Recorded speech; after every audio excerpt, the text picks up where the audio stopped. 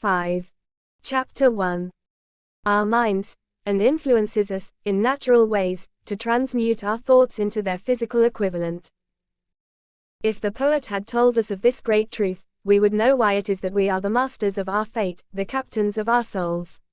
He should have told us, with great emphasis, that this power makes no attempt to discriminate between destructive thoughts and constructive thoughts, that it will urge us to translate into physical reality thoughts of poverty, just as quickly as it will influence us to act upon thoughts of riches.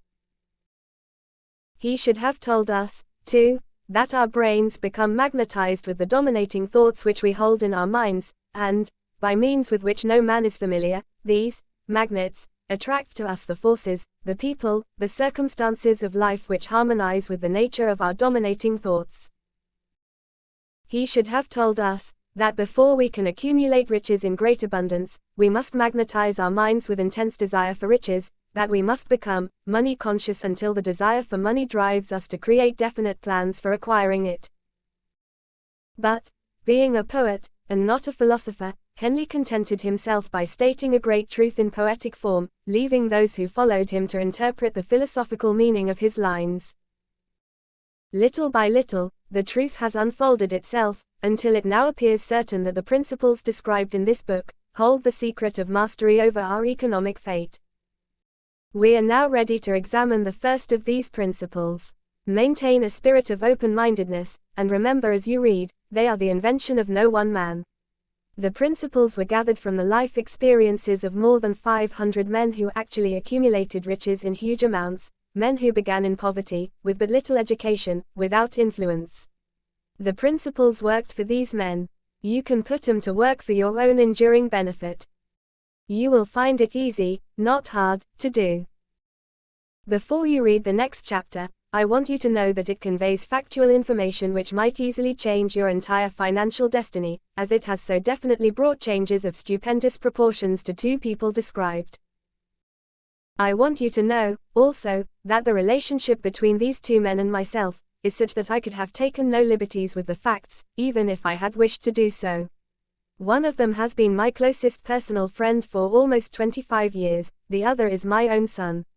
The unusual success of these two men, success which they generously accredit to the principle described in the next chapter, more than justifies this personal reference as a means of emphasizing the far-flung power of this principle.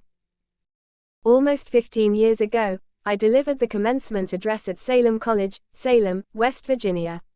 I emphasized the principle described in the next chapter, with so much intensity that one of the members of the graduating class definitely appropriated it, and made it a part of his own philosophy. The young man is now a member of Congress, and an important factor in the present administration.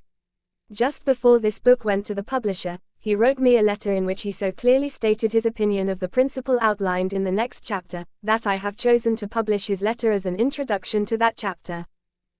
It gives you an idea of the rewards to come.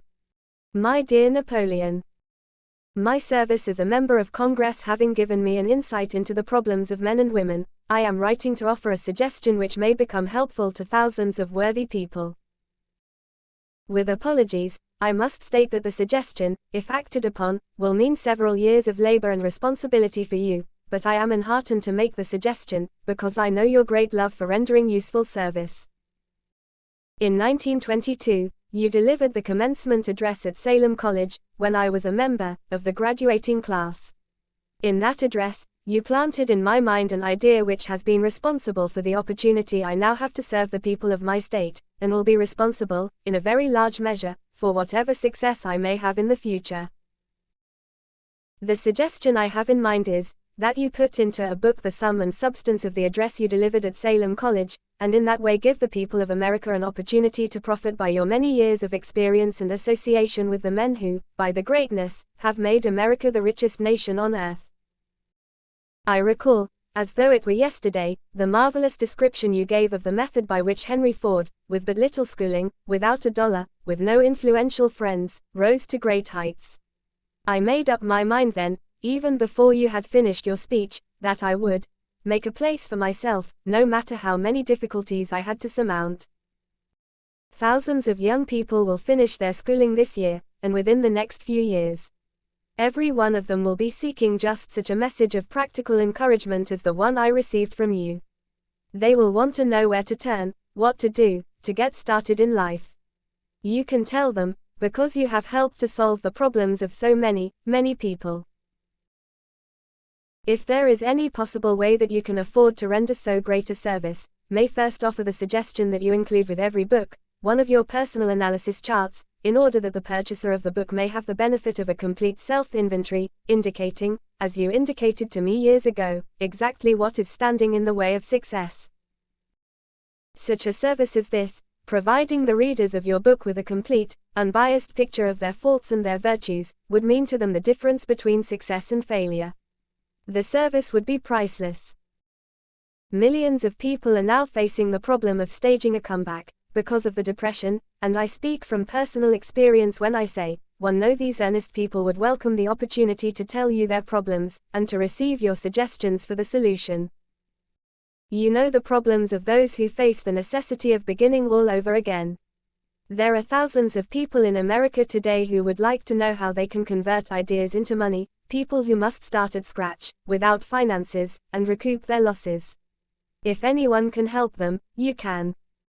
If you publish the book, I would like to own the first copy that comes from the press, personally autographed by you. With best wishes, believe me, cordially yours, Jennings Randolph. Chapter 2 will be continued soon.